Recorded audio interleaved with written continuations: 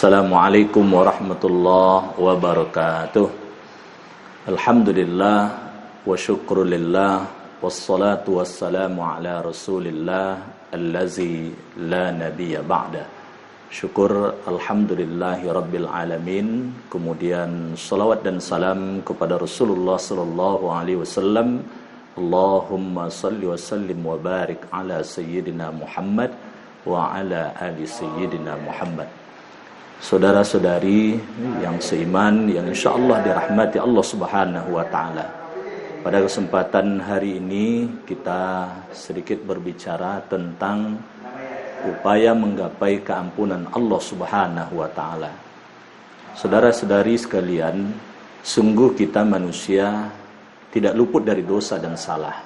Dan ini memang ditegaskan oleh Rasulullah sallallahu alaihi wasallam, kullu bani Adam khata' wa khairul khata'in at-tawwabun. Setiap anak cucu Adam pasti ada salah, pasti ada dosa. Sebaik-baik orang bersalah, sebaik-baik orang berdosa adalah orang yang mau bertaubat kepada Allah Subhanahu wa taala.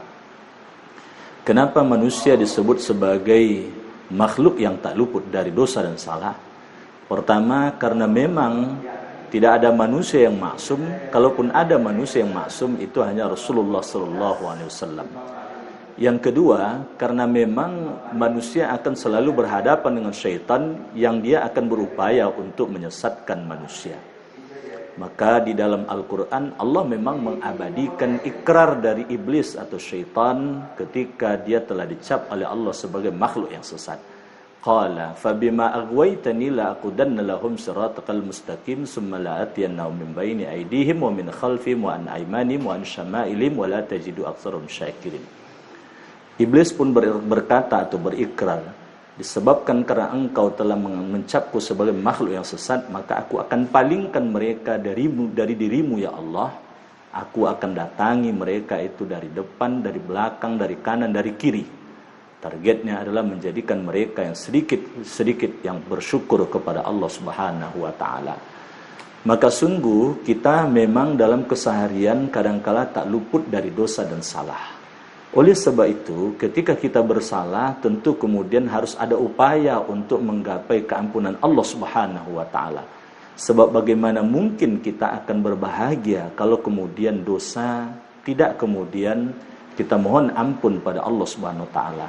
So, dosa itu sungguh banyak mudaratnya bagi kehidupan kita. Pertama, dosa akan menjauhkan kita dari Allah Subhanahu wa taala. Yang kedua, dosa itu akan mengotori hati kita. Yang ketiga, dosa itu akan menggelisahkan kita. Bahkan yang keempat, dosa itu akan bisa mengundang datangnya bencana kepada kita. Abu Bakar As-Siddiq ketika memahami ayat Al-Quran, Zaharal fasadu fil barri wal bahri bima kasabat aydin nas liyuziqahum ba'dallazi amilu wa hum la'allahum yarji'un. Telah tampak kerusakan di darat ataupun di laut disebabkan karena ulah tangan manusia, agar dirasakan kepada mereka sebagian dari perbuatan mereka, la'allahum yarji'un, agar mereka kembali. Ketika menafsirkan atau menguraikan ayat ini, al-bar yang diterjemahkan dengan daratan oleh Abu Bakar As-Siddiq dimaknai dengan lisan manusia. Al-bahar yang diterjemahkan dengan lautan, maka kemudian dimaknai oleh Abu Bakar dengan hati. Sungguh melalui ungkapan Abu Bakar As-Siddiq tersebut seakan dia mengatakan apapun kerusakan, apapun bencana, apapun virus, apapun penyakit yang terjadi, itu tidak bisa dilepaskan karena rusaknya lidah manusia, rusaknya hati manusia tersebut. Maka kemudian dalam satu ungkapannya Abu Bakar pun kemudian mengatakan bahwa idza fasadatil lisan, apabila lisan telah rusak, bakatin nufus, maka akan menangislah manusia-manusia. Wa idza fasadatil qalbi, apabila rusak hati manusia, bakatil malaika, maka akan menangislah malaikat-malaikat. Maka oleh sebab itu, dalam suasana ketika terjadi bencana, misalnya ketika mewabah penyakit, ketika virus berjangkit di satu wilayah, maka sungguh seluruh kita harus introspeksi diri. Disebabkan dosa lisan apa yang kemudian bencana itu pun terjadi. Disebabkan karena penyakit hati apa yang kemudian sehingga bencana itu terjadi. Sebagai contoh misalnya, ketika hati manusia terkena penyakit rakus misalnya, sehingga akhirnya semua dimakan olehnya, sehingga akhirnya kemudian muncullah virus corona, COVID-19 misalnya, maka itu mestinya kemudian menjadi evaluasi bagi diri manusia.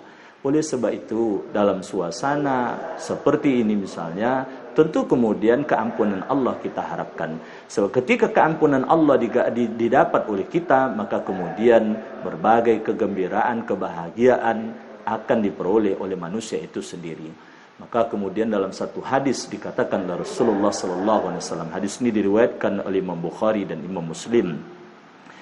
Innal fajir, sesungguhnya pelaku dosa, iza mata, apabila dia mati, tastarihu minhul ibad wal bilad wasyajaru wad dawab, maka akan bergembiralah seluruh hamba Allah, seluruh negeri dan tanah akan bergembira, seluruh pepohonan akan bergembira, seluruh hewan melata akan bergembira.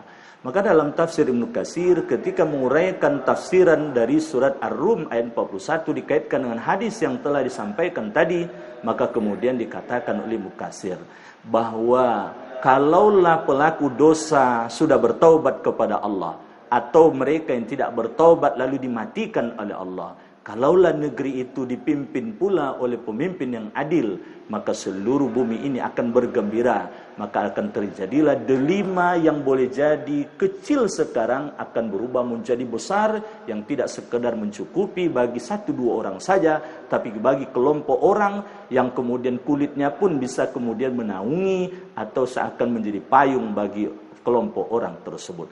Maka oleh sebab itu, saudara-saudaraku yang dirahmati Allah Subhanahu wa taala, menggapai keampunan Allah tersebut adalah satu kemestian. Oleh sebab itu, menggapai keampunan Allah itu dapat kita lakukan dengan beberapa tahapan. Pertama, tahapan secara lisan kita diperintahkan untuk melafalkan kalimat-kalimat taubat tersebut. Siapapun hamba-hamba Allah, dia mentradisikan dalam kesehariannya untuk melafalkan kalimat taubat. Nabi Adam kita kenal kalimat taubatnya, Rabbana zolamna anfusana wa illam taghfir lana wa tarhamna lanakunanna minal khasirin. Nabi Yunus ketika dalam perut ikan melafalkan kalimat taubatnya, la ilaha illa anta subhanaka inni kuntu minaz zalimin. Kalau berjamaah, inna kunna minaz zalimin. Nabi Muhammad SAW mengajarkan kepada kita kalimat istighfar, astaghfirullahalazim, atau kalimat istighfar yang lebih panjang, astaghfirullahalazim allazi la ilaha illa huwal hayyul qayyum wa atubu ilaih.